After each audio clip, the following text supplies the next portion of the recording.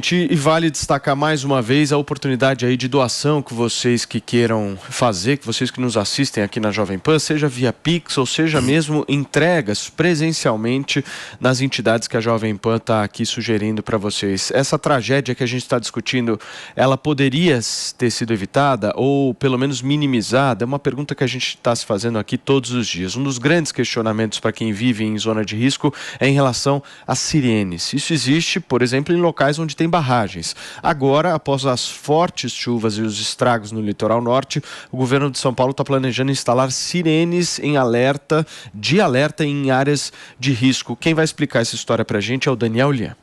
A tragédia no litoral norte, em decorrência das fortes chuvas, acendeu um sinal de alerta sobre os perigos que estão sujeitas as comunidades que vivem em áreas de risco. O governador de São Paulo, Tarcísio de Freitas, fala sobre a necessidade de um sistema para avisar a população e que sirenes poderiam ajudar a evitar mortes. Vamos instalar o sistema de sirenes, que já existe em alguns outros estados, e não adianta instalar o sistema de sirene se não tiver capacitação, se não tiver treinamento. A gente vai ter que treinar as pessoas, porque disparou a sirene, a pessoa tem que saber para onde ir, tem que saber para qual é o ponto de apoio, tem que ter confiança que o suprimento vai chegar naquele ponto de apoio, que o patrimônio dele vai estar protegido, porque a questão humana aqui é muito importante. A pessoa só tem aquele patrimônio, não tem mais nada, ela tem dificuldade de sair daquela casa. Aquela casa é tudo que ela tem, é o que ela conseguiu com sacrifício.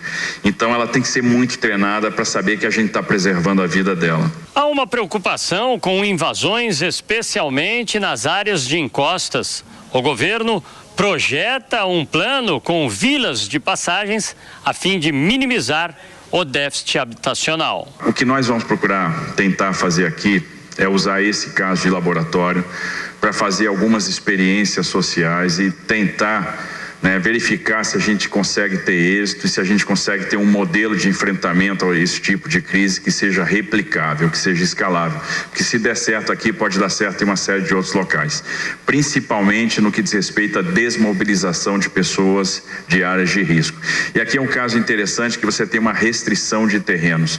Você tem uma faixa muito estreita disponível para construção, que é a faixa, você tem então essa faixa do litoral, da praia, para a Serra do Mar, e muitas vezes parte dessa área são áreas de preservação ambiental, áreas de preservação permanente. Então o desafio fica mais complexo ainda, que é encontrar algumas áreas, e isso vai impor de nós o uso da criatividade. O governo de São Paulo faz um apelo para que as pessoas não sigam ao litoral norte, porque como a situação não foi restabelecida, a presença de visitantes pode ocasionar problemas em relação ao abastecimento de água, sobrecarga de hospitais, além de haver a necessidade de deixar as estradas livres para passagem de veículos de apoio e emergência. Muito bem, gente, está aí a reportagem do nosso Daniel Lian explicando um pouquinho para a gente essa intenção aí por parte do governador de São Paulo. Minha querida Elaine, como é que você vê isso? Gente, sirene, você ouve uma sirene, você vai para onde? É isso que eu quero saber. Você vai, o que você vai fazer? Rezar um Pai Nosso, uma Ave Maria e, pelo amor de Deus, não cai terra em cima de mim? Você vai para onde? Sirene só não é resolução. Você tem que dar instrução para a população do que ela tem que fazer. Ouviu a sirene, vai para onde, faz o quê? Então, eu concordo contigo. Só tem um único ponto. A sirene eu acho melhor do que é feito hoje em dia. Porque hoje em dia os caras mandam SMS. E não necessariamente a pessoa vai estar com o celular. Ninguém vê SMS, então, não vê nem um WhatsApp. Mas pelo menos a sirene, você vai entender um contexto geral. Mas você concorda? Você tá na sua casa, você ouve uma sirene, você vai para onde?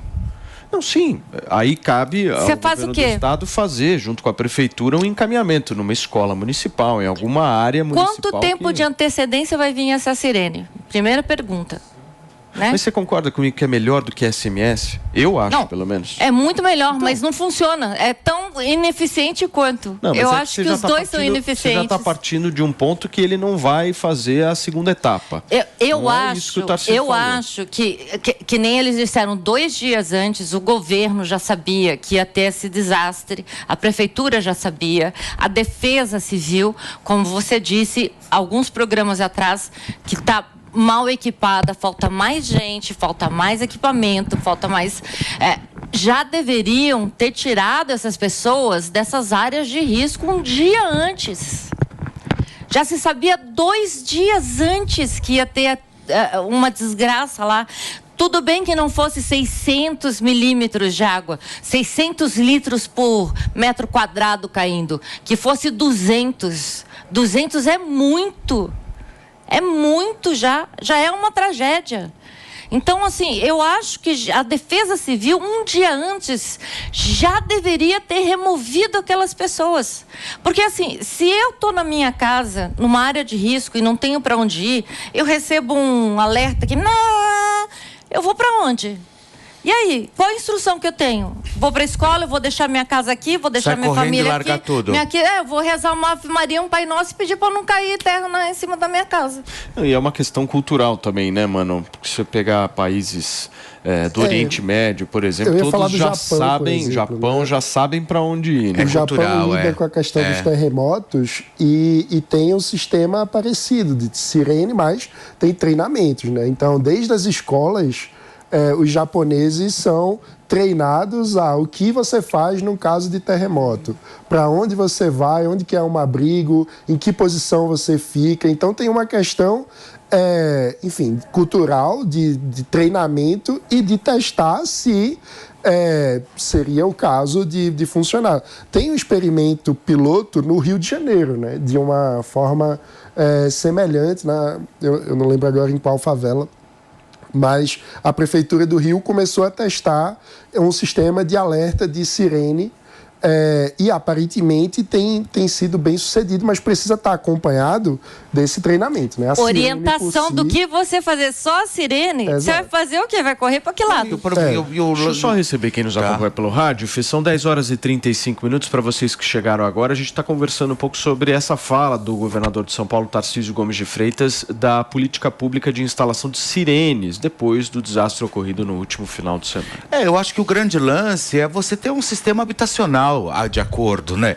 Não é você instalar sirene. Eu penso assim, né? Eu acredito que tirar esse pessoal onde está morando na encosta e realmente ter um critério habitacional um pouco mais relevante, aí sim, né? E não você ficar pensando em instalar sirene. Sim, as pessoas vão para onde? Vai fazer o quê? Vai sair correndo para onde? Não tem instrução. Coloca sirene. Você vai para onde? E as coisas que estão na sua casa? Teus filhos, teus álbuns de fotografia, o teu passado, as tuas coisas. Mexe com o emocional das pessoas. Sabe, é tudo. É tudo. Você não sai de casa. Sim. O que você acha, Lê? Olha, eu acho que se a gente for dar o crédito à entrevista inteira do Tarcísio, ele até mencionou algumas coisas mais desse protocolo aí da sirene e também da proteção do patrimônio das pessoas. Mas eu acho que também é bom a gente lembrar que desocupação, que é super importante de ser feita no Brasil, é também um tabu.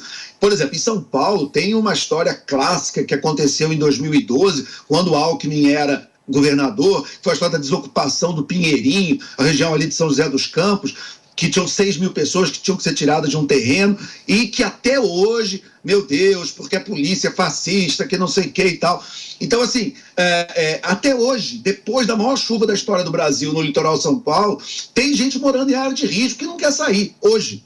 Entendeu? E aí, se você manda, no limite, você manda a polícia desocupar, vai fazer uma desocupação compulsória, aí tem aquela choradeira, olha, porque o fascismo, os oprimidos e tal. Então, o Brasil não é fácil, né? É uma situação que é um problema histórico. Eu me lembro, eu não era nem nascido, mas tem a história aqui no Rio de Janeiro do Carlos Lacerda, que ele, até hoje, ele é lembrado que ele fez uma desocupação de uma favela aqui no Rio de Janeiro, que ele criou a Cidade de Deus e fez o transporte das pessoas, Ficaram anos dizendo que tinha tocado fogo nos favelados, um bando de mentira e tal. O Samuel Weiner fez uma campanha contra ele. Enfim, então assim, é difícil, é complicado, claro que as autoridades são responsáveis, elas têm que se virar, ninguém aqui está passando pano para ninguém, mas a gente tem que entender a complexidade, porque no Japão, por exemplo, o povo japonês é um povo muito ordeiro e obediente, então o povo ouve a sirene, ele sabe para onde ir, ele vai, né? Aqui é assim, entendeu? Porque também não é só o Estado visto como Deus, entendeu? A participação da população também precisa acontecer, né? Quer dizer, se você tem um protocolo e esse protocolo é colocado, a responsabilidade do Estado em tese para aí. A partir daí entra a população civil que tem que obedecer o protocolo. E a gente tem uma população civil obediente que vai aceitar, quando ouvir o barulho, por exemplo, sair correndo, sair da sua casa. Eu não sei, é uma situação complexa. Não vai. Alex, posso te dizer mais? Para as pessoas saírem das áreas de risco, a gente precisa de transporte, porque elas vão sair da área de risco para obviamente, lugares longes, que não são o centro, né? O centro estão as pessoas que têm mais renda. Elas vão ter que sair para lugares mais distantes. A gente precisa de transporte para trazer essas pessoas, né? Elas estão na área de risco, mais perto do trabalho, mas se a gente coloca elas numa área mais distante, tem que colocar transporte também. Entra várias coisas aí junto. Tem que colocar trem, tem que colocar metrô, tem que colocar transporte público, que chegue para essas populações poderem morar em áreas mais distantes e chegarem aos seus trabalhos, né? E a gente não tem, é um trabalho junto com transporte, Kellen, para fechar, urbanismo. por favor. Eu acredito que o Alex trouxe pontos que são bastante relevantes, eu concordo com você, Alex, é uma questão bastante complexa e medidas simples não vão ser suficientes para resolver. E eu também concordo que tem um fator cultural inerente às pessoas que moram em áreas de risco e que, mesmo que haja uma boa intenção, por exemplo, como a citada pelo governador de São Paulo, Tarcísio, de instalação de sirenes, de treinamento da população para que haja um protocolo em situação de risco, o fator cultural pode sim ser uma barreira para que essas pessoas deixem as suas vidas. Afinal de contas, aquele patrimônio que se tem foi conquistado com muito trabalho, há um apego àquela região onde se vive e muitas vezes alguns até pagam para ver, torcendo para que o pior não aconteça, porque quando você leva uma vida inteira para construir o seu pouco patrimônio, você vai deixar tudo para trás? Verdade. É muito difícil. Verdade. Então, o problema é complexo, não há soluções simples, mas eu concordo que se houvesse alguma medida de desocupação antes dessa grave tragédia acontecer, com certeza haveriam ataques chamando a ação de fascista, truculenta e ineficaz. Agora, Ale, em um minutinho, você acha que é possível a gente vencer essa questão cultural? Rapidamente, de hoje para o ano que vem, eu acho difícil. Por exemplo, aí no prédio de vocês têm um protocolo de incêndio. Vai tocar a sirene, todo mundo, ninguém pega elevador, desce. Então, assim, a responsabilidade da administração do condomínio é fazer o protocolo e fazer treinamento. Mas na hora que tiver um incêndio, as pessoas têm que obedecer. E aí? Muito bem, gente. São 10h.